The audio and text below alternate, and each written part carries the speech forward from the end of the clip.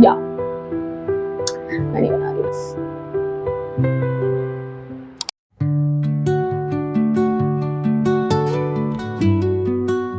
Hey everybody, welcome or welcome back to my channel. My name is Anjali. I'm a 21-year-old and this is my channel, Her Brain with ADHD. Now, it's officially October and October is my month. Why do I say so? Number one, October is ADHD Awareness Month, which is something I got diagnosed with this year. And number two, it is Libra season. And let me tell you, my birthday is around the corner. I would really appreciate a happy birthday comment in the section down below. But this video is basically about what is happening. I have been on YouTube since my last birthday. And today we are going to discuss what happened throughout this whole span of me being 21. Last year, I think around 10th of October, I posted my first ever YouTube video. And in my first ever YouTube video, your baby girl was crying. I'm grown up. Now, before you ask why would you cry in your first ever YouTube video, let me tell you guys. So basically, I'm a person with a very high intuition. And last year, around my birthday, like before my birthday ever came, I spent around a month in an anticipation that something is gonna go southwest. I kind of had a feeling that my life is gonna turn into something that I was not ready for. Things are gonna happen in my life that I will not be able to handle. And I was just scared as a 20-year-old who had no idea how being 21 would feel like. And honestly speaking, my life started going downhill right then and there. I think I'm gonna start listing things. Number one, I had a very, very terrible breakup right couple of months after I turned 21, and hopefully this is the last time talking about it. Number two, I ended up in depression. Now, before you say that, Anjali, just because you're sad because you had a breakup does not mean you're in depression. Baby, I had antidepressants, if that explains anything to you. Number three, I screwed up my business. I lost all my clients. I was like, what the fuck is happening? I was not able to figure out anything. Number four is I started having anxiety and panic attacks very, very, very frequently. Let me tell you, it's not fun. It's not as fun and cool as it may sound to you. Number five, I lost myself to self-hatred, to body image issues, social anxiety, and let's not forget major trust issues. Number six, I got into something my therapist called absolute isolation. Coming to my therapist, a few people in my life kind of pushed me that I should see a professional to figure out what the heck is going on in my life. And I took the advice and I went to a therapist, and that's how I basically got diagnosed. Yep, with real life psychiatry stuff. So basically, I got diagnosed with ADHD and anxiety disorder. And weirdly, after I started getting myself out of this mental shithole, somehow my body had 50 different issues physically, and I was in hospital for the major of 2025. I was like, when am I gonna go out of this fucking hospital? Because I once went in and I barely came out of that particular hospital. And honestly speaking, I think 2/3 of each of the month was the time I was just crying. Like all I did was cry. And the remaining 1/3 of each month, I was basically sitting numb right there, like, and asking God, why the heck do I deserve all of this? Like the hospitals, the mental health issues. And you know, when I was in school, there was this one segment in our assembly section which was called Thought of the Day. And once I stated this quote, days that break you are the days that make you. Now, honestly speaking, even though my life has been a fucking roller coaster, while my life circumstances were making sure that I suffer way more than I have ever done, I think the universe was kind of teaching me things that I needed to way more than I have ever had. Now, before you come at me with, but Anjali, ADHD is not a real thing, that case. But yeah, I would like to tell you that ADHD is not just a psychiatric stuff that somebody is using to take sympathy from you. It is a genuine neurodevelopmental issue that occurs because of a mild development in your brain's anatomy. If that does not make sense to you, go and Google it. because I might not be able to cover what is ADHD and blah blah blah in this particular video, hopefully in the upcoming videos, but not in this video. Now let me give you guys a backstory of how this whole diagnosis went. I have a kind of a medical background. I study medicine and stuff.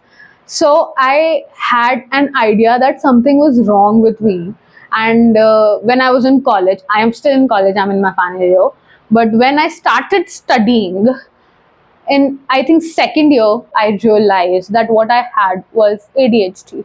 Now, for 2 whole years, since I did not have any concrete answers to them, because even if I went to my own teachers, my teachers used to dismiss me. So, when in third year we got the subject psychiatry, and when I studied about ADHD, that is when I went to see the psychologist. So when I went to see this professional, the psychologist I was talking about, I kind of told her that I think I might have ADHD. So she was like, let's do a test. And we did the test that is specifically done to find if an adult has an ADHD or not. And turns out that I did, in fact, have ADHD. That was a very weird feeling, actually. You know, for the 2 years that I've known that I might have ADHD, I used to think that having ADHD is so cool. That you have gotten a stuff that not a lot of people have. But I remember getting it on paper. I remember the day when results came in, when my psychologist WhatsApped me a PDF that, Anjali, here is your ADHD test report. Before opening that report, I literally had an anxiety attack and I was like, I don't know, the fuck, no matter whatever happens, I cannot have ADHD. I was so scared of having it in real, and as soon as I opened it, I went blank. And for the next 2 weeks or so, all I did was cry, and I was hating God for giving me this, because now, after I've been diagnosed, everything started to make sense. All the dreams that got broken, all the relationships and friendships that got ruined because of the way I was, all the opportunities that I missed, all the fuck ups that happened because of ADHD, the weight was so heavy that for the next 2 weeks I was like, I don't know. It was a really not so smooth road to accept that I had ADHD, because now I kind of felt like I had a missing limb. I felt like I was disabled. I felt like there is something missing in me. Thanks to my therapist, now I feel that it's better, but still there are some remnants of that constant guilt that are in there. There were a few specific things throughout this process of getting diagnosed that kind of hurt me a lot. The number one was the Indian mentality towards mental health. The Indian society has stigmatized mental health so much that if you have mental health issues, then you are a bad person. The number two was, in India, whenever we talk about mental health, all we talk about is stress, anxiety, and depression. Like, the Indian horizon of mental health was very much limited to stress, anxiety, and depression. Like, even if today I tell any of my friends or somebody I get to meet that, oh, I have ADHD, they do not understand it. They do not understand what neurodivergence is. And let me tell you guys a very simple thing. No, I'm not saying that anxiety, stress, and depressions are any less worse than what ADHD is. The only thing that I'm trying to say here is stress, anxiety, depression are symptoms of something else that is happening inside your body, and stress, anxiety, and depression can be cured 100% if taken the right interventions. But what happens in neurodivergence is way more different. It is something that you live with throughout your life. It cannot be cured. It can only be managed. Which brings me to my third point, that nobody knows neurodivergence as a concept. Nobody knows how this whole, the way your brain is growing can impact how you function, can impact what type of a person you turn out to be whenever you grow up. Number fourth is the societal structure. Now, in our society, what a good girl is that she listens to everybody, hashtag people pleasing. Number two, who does not like being like going out and stuff, which calls social anxiety and stuff like that, kinda overlap with the masking of ADHD traits, which often happens in us girls. Number fifth is women's mental health is so fucked up at its very core. Like in the patriarchal society that we live in, if a woman is quiet, if a woman does not express whatever she's feeling, if she kind of suppress all her emotions and all her reaction, she's a good woman. I think these particular things were something that kind of deeply traumatized me even more. That is how all of a sudden getting diagnosed with ADHD made me feel like being the worst child of the family was never actually my fault. It was never actually something that I did on purpose. It was something that happened all along on its own and nobody gave a fuck about it. I always kind of had those traits. If, for example, not being able to gather the energy to do something that I'm not interested in. Like, I had these traits all my life that I was called out for by my parents, by my relatives, everybody. Like, why is she procrastinating on things? I used to have no energy for doing things that I was not interested in.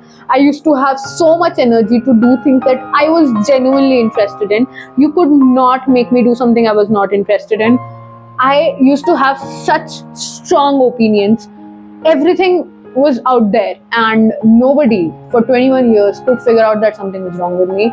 It was directly put on my character that she is a bad girl. She is what they call a bad rotten fruit of the basket and stuff like that.